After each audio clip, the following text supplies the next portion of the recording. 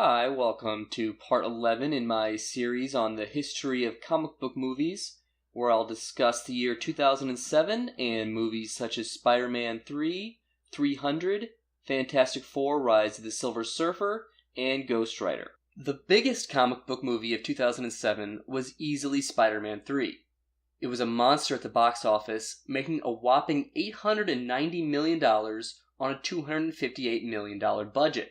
Spider-Man 3 made the most money out of any of the films in the trilogy and was the third highest grossing film of 2007. The main cast and director Sam Raimi all came back for the third installment.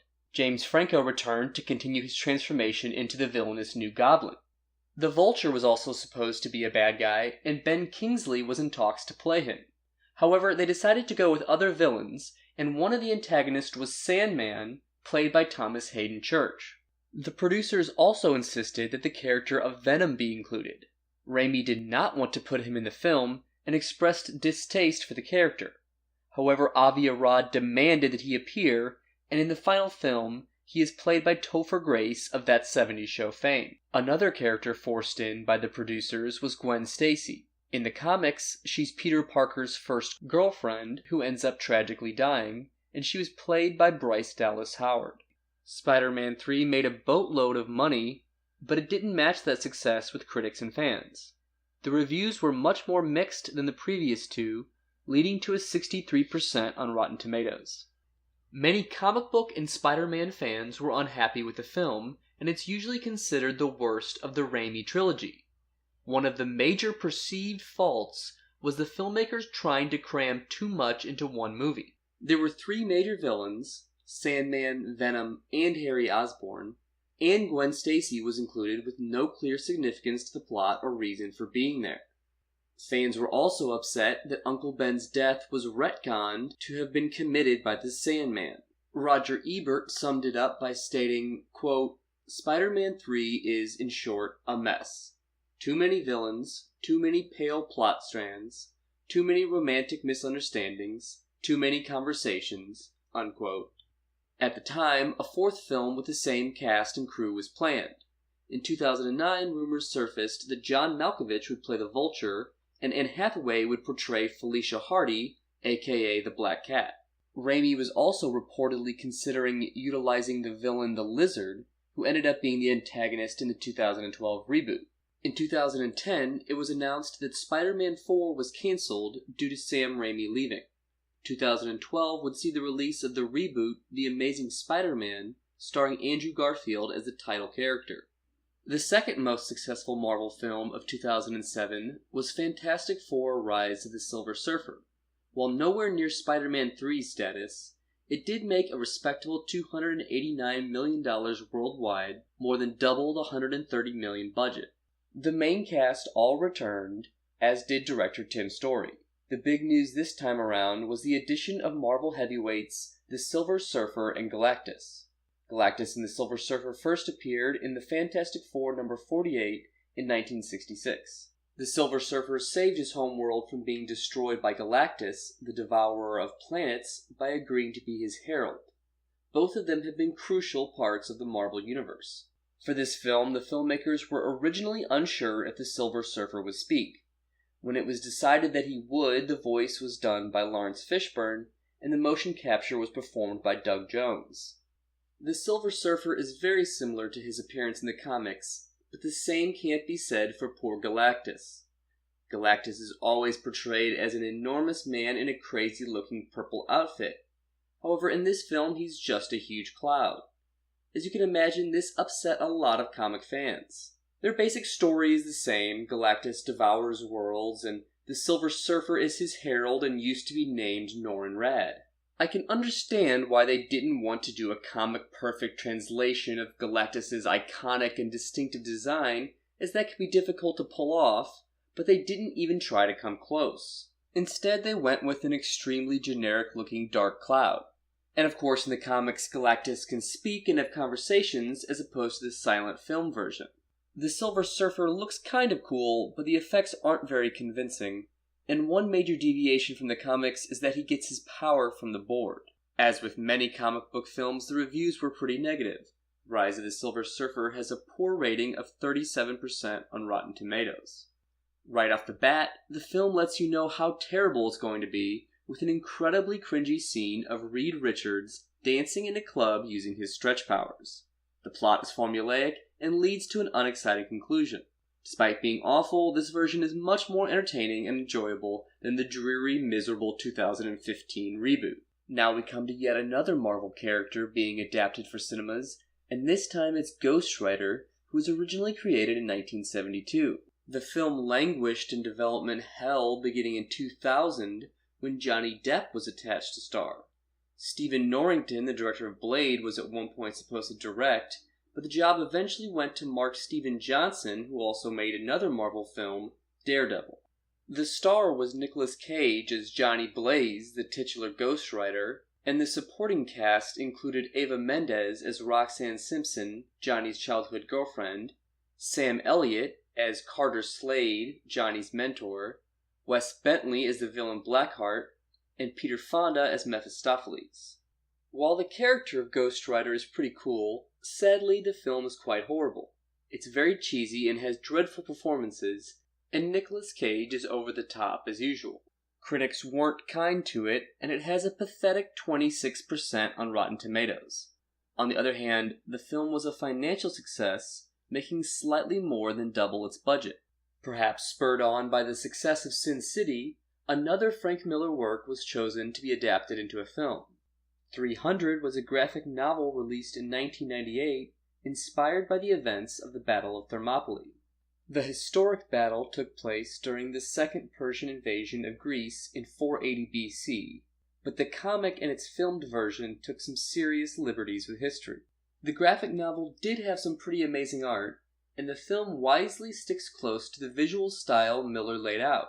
Overall, the film is quite faithful to the comic, and Miller even served as an executive producer and consultant for the movie. 300 succeeds as much as it does, mostly because of how true it stays to the source material. The director was Zack Snyder, whose only previous film was the 2004 remake Dawn of the Dead. He went on to direct more comic films, including the Alan Moore adaptation Watchmen, the Superman reboot Man of Steel, and Batman vs. Superman Dawn of Justice. 300 starred Gerard Butler as King Leonidas in his breakout role. Lena Headey appeared as Queen Gorgo, his wife, and she went on to play Cersei Lannister in HBO's Game of Thrones. This was also the first film for Michael Fassbender. 300 was the subject of a bit of a controversy, and part of this stemmed from its historical inaccuracy. However, the movie is presented as a story being told by one of the characters, and there are also several outlandish moments that show that historical accuracy wasn't the filmmaker's main concern. Furthermore, many criticized the political and social viewpoints that were apparently promoted by the film, some even going as far as to label it fascist. There were also some who took issue with the portrayal of Persians, viewing it as racist. Many Iranians were particularly upset, and the Iranian government even made official statements denouncing it. Despite the controversy, 300 was a success. It had a budget of $65 million, making a huge profit with its $456 million worldwide gross. It even got decent reviews, earning a 60% on Rotten Tomatoes. There was a sequel released in 2014 titled 300 Rise of an Empire. Snyder did not direct, but stayed on as a producer and writer. In my opinion, 300 is Zack Snyder's best film, and it's leagues ahead of his later efforts like Man of Steel and Batman vs. Superman. This is also the best comic book adaptation of the year. Moving on, TMNT is the fourth film based on the Ninja Turtles comic series, but the first to be done in animation. It was originally announced in 2000, with John Woo as the director, but he went on to other projects. The job ended up going to Kevin Munro, who also wrote the script. This was Munro's first feature, and he would go on to make Dylan Dog Dead of Night and Ratchet & Clank. There were many well-known names in the voice cast. Sarah Michelle Gellar was the voice of April O'Neil, and Chris Evans portrayed Casey Jones. Lawrence Fishburne provided the narration, and Patrick Stewart had a supporting role. The voices for the Turtles themselves did not belong to celebrities, but Leonardo was voiced by James Arnold Taylor, who played Obi-Wan in the Clone Wars miniseries as well as the Cartoon Network show. TMNT cost $34 million to make. It opened number 1 and eventually raked in $95 million globally. The reviews were mainly negative, and it only has a 34% on Rotten Tomatoes. This film is a bit underwhelming, but it's significantly less embarrassing than the Michael Bay-produced abominations to follow. 30 Days of Night was based on a horror comic written by Steve Niles and illustrated by Ben Templesmith. The series actually began as a film pitch, but when this wasn't successful, it was turned into a comic book. The adaptation was directed by David Slade, who has an interesting resume. His first feature was the disturbing indie film Hard Candy, and he also directed the music video for Donkey Rhubarb by legendary IDM artist Aphex Twin. His third feature was the Twilight Saga Eclipse, released in 2010, and since then he has mainly worked in TV, directing episodes of Breaking Bad and Hannibal. The cast for this film included Josh Hartnett, Melissa George, Ben Foster, and Danny Houston. It was, for the most part, a mediocre, forgettable effort. 30 Days of Night still made a decent showing at the box office. It only cost $30 million to make and made $75 million worldwide. Critics gave it middling reviews, earning the film a score of 53 on Metacritic and 51% on Rotten Tomatoes. In 2010, a straight-to-video sequel was released titled 30 Days of Night, Dark Days. And finally, we come to Alien vs. Predator Requiem, which was a sequel to the earlier Alien vs. Predator film. Unfortunately, it wasn't much better than the first. The directors this go-around were the brothers Strauss, who went on to make the equally lackluster Skyline. Many fans complained that the first installment was rated PG-13, as the Alien and Predator films in their respective franchises had always been rated R. This one corrected that perceived mistake, but it didn't really help. The movie wasn't screened for critics in advance. Once they got a chance to view it, however, the reviews were mainly negative, as it has a paltry 12% on Rotten Tomatoes.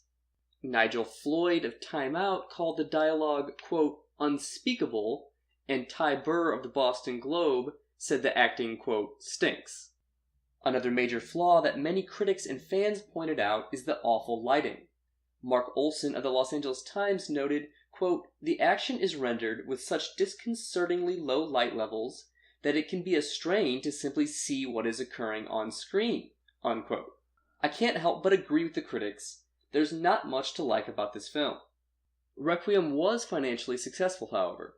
It was decently low budget at only $40 million and made over 3 times that amount at the worldwide box office at $128 million. There hasn't been another film in the Alien vs. Predator franchise to date. That's all for this video. Thanks for watching.